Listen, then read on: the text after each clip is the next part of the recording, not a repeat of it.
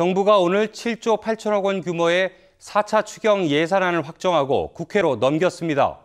코로나19 사태로 영업에 타격을 입은 자영업자와 소상공인들, 일자리를 잃게 생긴 근로자들을 지키기 위한 맞춤형 지원책들이 포함됐는데요. 정부는 추석 전 지급하기로 했습니다. 첫 소식 최진만 기자의 보도입니다. 제8차 비상경제회의를 주재한 문재인 대통령은 4차 추경 내용을 조목조목 설명했습니다. 총 7조 8천억 원 규모로 절반에 가까운 3조 8천억 원이 맞춤형 재난지원에 쓰여 377만 명이 혜택을 보게 됩니다. 이 가운데 3조 2천억 원은 소상공인과 자영업자 등 291만 명에게 최대 200만 원이 현금으로 지원됩니다. 코로나 재확산의 직격탄을 맞고 있는 소상공인과 자영업자들을 집중 지원하겠습니다.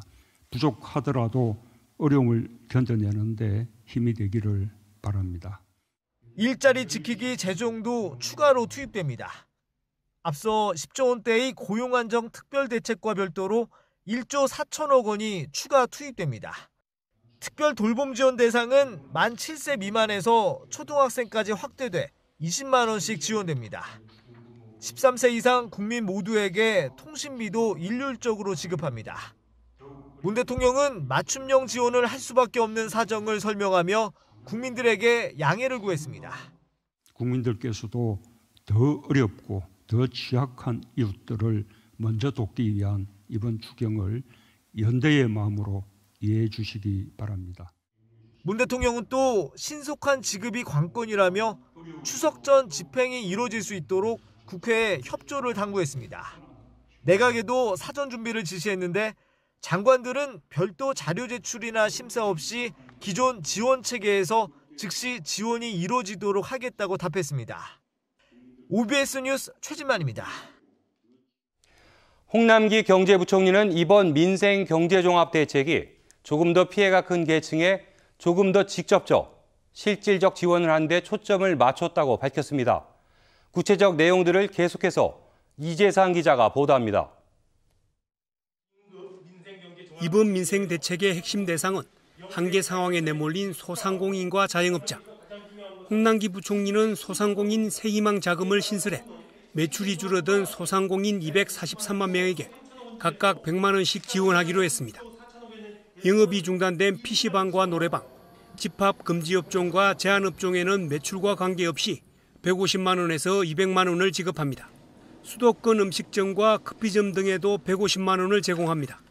이를 합치면 291만 명, 전체 소상공인의 90%가 혜택을 보게 됩니다. 소상공인과 중소기업을 위한 착한 임대인 지원도 연말까지 연장합니다. 민간 착한 임대인의 임대료 인하액 절반에 대한 세액공제 조치는 당초 6월 말에서 연말까지로 연장 적용할 방침임을 말씀드립니다.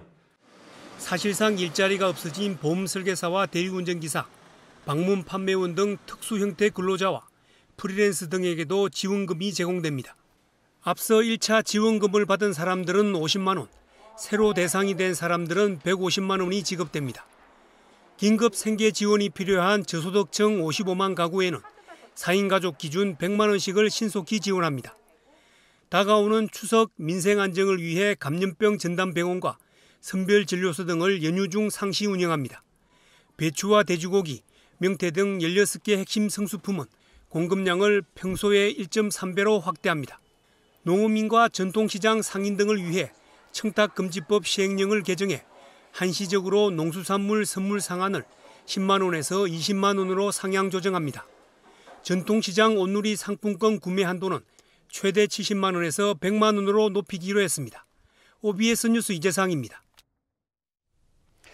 그런데 소상공인과 자영업자에게 현금으로 지원되는 재난지원금을 놓고 형평성 논란이 일고 있습니다.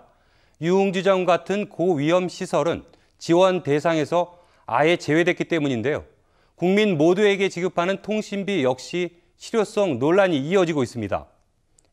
김용재 기자의 보도입니다. 핵심은 형평성 문제입니다. 이번 추경은 전 국민이 대상이 아닌 취약 피해 계층을 위한 핀셋 지원이 목적입니다. 추경의 절반 정도가 자영업자와 소상공인에게 쓰이는데 이마저도 선별적으로 지급됩니다. 한정된 지원을 가장 효율적으로 지원해야 하는 입장에서 필요한 곳에 더 두텁게 지원하는 쪽으로 의견이 모아졌습니다. 같은 자영업자지만 유흥, 단란주점 등 감염 고위험 시설이 대상에서 빠진 점도 논란이 되고 있습니다. 대한민국 시도지사협의회는 2차 긴급재난지원금을 고위험 시설 업종 전체에 지급해야 한다고 주장했습니다. 정부의 집합금지 명령에 따라 영업을 중단해 경제적으로 어려운 사업주를 외면하면 안 된다는 겁니다. 여기에 실효성이 없다는 지적도 제기됐습니다. 전 국민에게 통신비를 2만 원씩 지원해봤자 돈은 대기업에게 들어간다는 겁니다.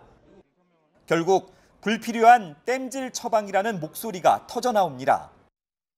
난데없이 또 통신비는 전 국민한테 준다 이런 식으로 하는 부분들은 전형적으로 이 어떤 포퓰리즘의 어떤 그런 대표적인 케이스죠. 4차 추경을 통한 정부의 작은 위로라는 통신비 지원. 하지만 정책 방향성을 두고 논란은 더욱 거세질 전망입니다. OBS 뉴스 김용재입니다.